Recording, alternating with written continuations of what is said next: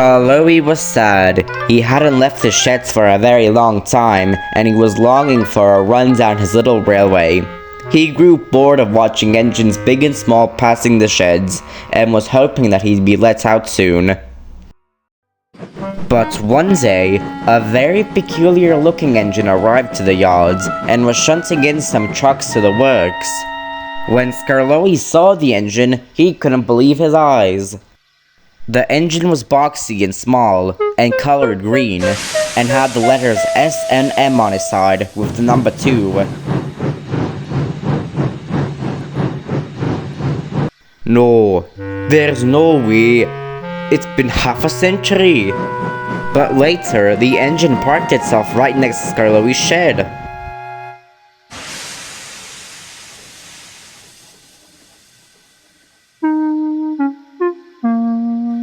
When Skarloey saw the engine, he couldn't believe his eyes. It was his very first and oldest Sodor friend, Neil. Oh, Neil, where have you been? I haven't seen you in a long time. Oh, you know, doing odd jobs around the island here and there. Just came to drop off some cars to the works, but I never thought I'd see you here. What are you doing here? Shouldn't you be out on your little line? Oh, I should be, but never mind all that. How are you? Can't say I can complain, but I sure am in a better place than where I was before. Oh, the Sodor at Mainland was a complete mess. I agree with you there. But say, do you have any fun stories you could tell me from the old Sodor and Mainland days? Neil pondered for a second, and he finally got an answer. I guess I do. Would you like to hear them? They're not really that long. Definitely. I could use a great story to lift in my mood. And this is the story that Neil told. The Sodor on Mainland was first promoted in 1850 and was projected to link Barrow and Furness with Sudbury, the ancient capital of Sodor. There was plenty of local enthusiasm, but little interest in the service on the mainland. The railway canvassed support from local investors, promising those from the Peel Gorges that they'd build a branch from North Cronk to the town that railway received in the Act of Parliament in 1853, which included powers to build Proposal to Peel Gorges branch. Construction started in 1861 with a single line track being laid between Havalhu and Wolf's Castle. I'll spare you the details, but the railway staff is mostly from Ireland or Scotland, including me, number 2, Clive, number 1, and Matthew, number 3. But hard times came, and the Sodor Mainland Railway was in a financial disaster, and the people up at Peel Gorges realized that if they wanted a railway, then they would have to build it on their own, and thus, the Mid-Sodor Railway was built. But that's a story for another time. Yes, the good old Sodor Mainland was in a terrible mess. And after number 3 broke down, it was all downhill from there. I'd be lying if I said that we didn't have a good run, and we did have our own fair share of memorable stories, which I will tell you today.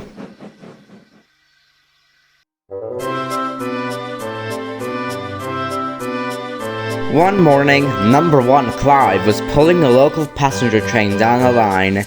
He was having a great morning, and thought the trip was going well.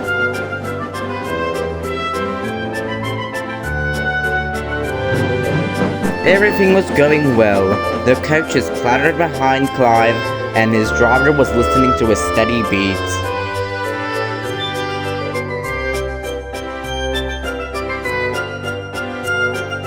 Clive was soon approaching a crossing gate where some local schoolboys were standing. He blew a friendly hello and rushed past.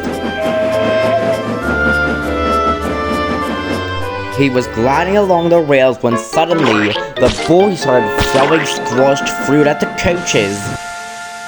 Clive was so surprised he immediately stopped.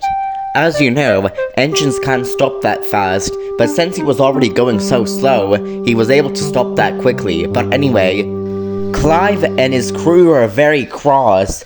The fireman nearly lost his balance because one of the fruits almost hit him, but his hat fell off, and his driver went to go talk to the boys. And let's just say, what their fathers did to the boys after that was not so polite. Ho ho ho, serves those little hooligans right. Do you got any more stories? Yes actually, and this one is about our number 3, Matthew. Now, a background check on Matthew. He basically had the personality of a little child. He meant well, but he could be very cheeky, much like the railway's number 1, Thomas. But he always meant well and worked hard. But one defining feature about Matthew is one that we could all find in ourselves: his fear of rain. Now, he would never hide in a tunnel or something, but he absolutely hates doing work in the rain.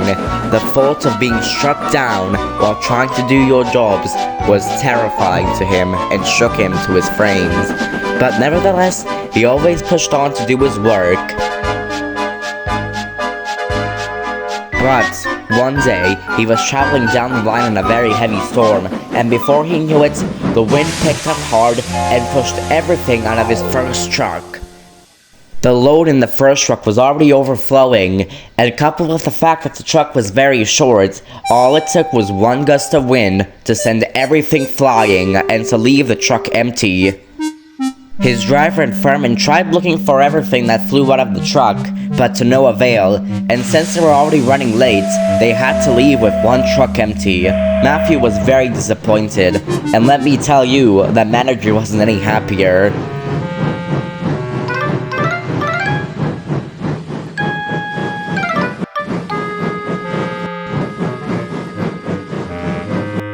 I could safely reassure you that my manager wouldn't be happy either. Ho ho ho. But do you have any stories about yourself? Neil wondered for a second, and finally answered, Ho ho ho. I do recall a very frightening experience I once had, and let me tell you, I was as good as scrap iron back then. But in all seriousness, yes, I do. One night, when the moon was full and the sky was empty, I was leaving with a very late passenger train. A passenger had tripped onto an umbrella trying to get into my coaches. Thankfully, I didn't leave before she got in, but I did leave very late.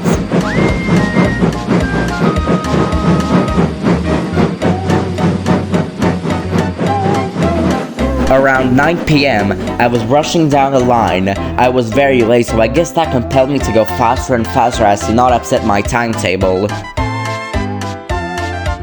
Ironically enough, I was approaching the same gate where Clive had his incident with the boys, and I guess he didn't call that gate unlucky for no reason.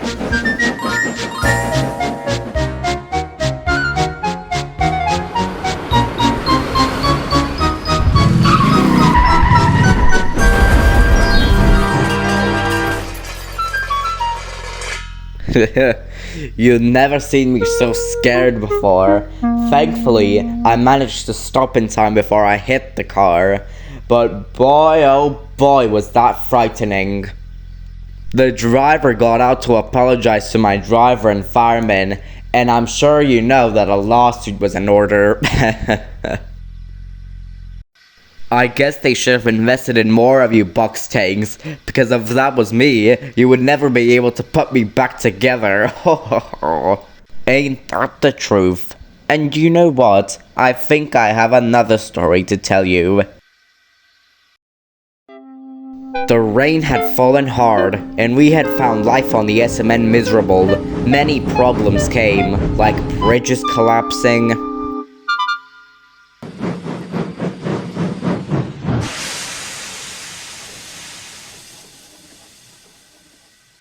landslides happening left and right. Everything that could go wrong went wrong, but that wouldn't stop Clive.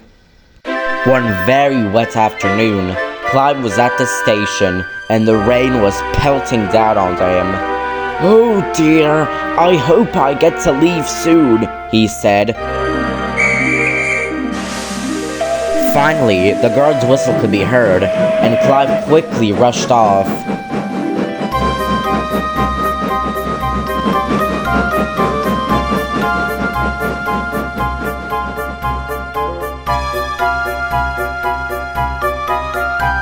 The rain was falling hard onto Clive, but he was determined to get his passengers home if it was the last thing he did.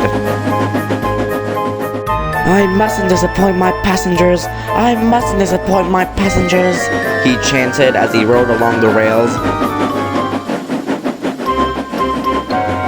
Finally, Clive arrived at the next station. He was still feeling very tired, but was still triumphant.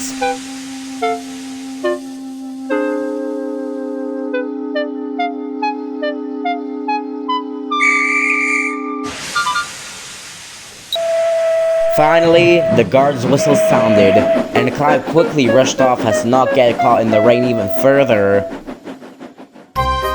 And once again, Clive's journey against the rain commenced.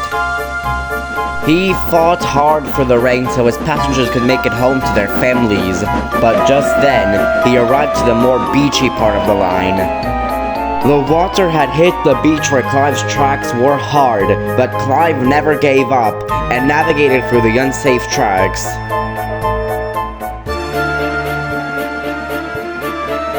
Clive rattled and groaned along the dangerous tracks. He thought he was going to fall apart. His coaches swayed from side to side, but Clive did not give up for 1 second, and wheel turn after wheel turn, he had done it. Right before the tracks collapsed behind him. Clive was very but proud, and the passengers cheered for him out of the coaches. He still had a long way to go, but he was so proud of himself that he didn't mind one bit. Finally, Clive arrived at the last station, and boy oh boy was that a grand entrance. It was truly a sight to behold.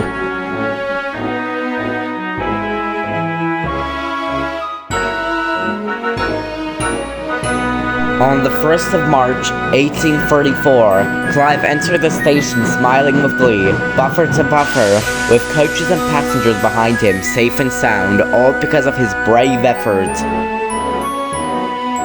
His crew got out of his cab and shuffled in to congratulate him, calling him a brave little box tank, and he felt prouder than he ever did before. Even when the Mainland engine who came to pick up his passengers puffed away, the passengers peeked their heads out of the coaches and cheered for the brave engine. Wow, your brother Clive must have been very brave to do something like that. I remember Rennius once broke down on the loneliest part of our line, but managed to take his passengers home, and more passengers came the following days, and our railway was saved. Oh, yes, he was, Scarlowy. Oh, such a shame he isn't here today. He was scrapped along with Matthew, while I was sent to the Crovens Gate Mining Company. It was nice talking to you, Scarlowy, but I have to go. I hope I'll see you again soon.